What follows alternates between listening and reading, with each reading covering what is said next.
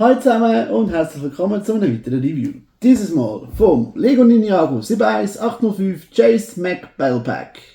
Das hat 78 Teile, ist konzipiert für 6 Plus und hat 4 Minifiguren drin. Unter anderem der Jay, der Lloyd in einer anderen Variante, Wolfsklaue Jäger und der Wolfswächter.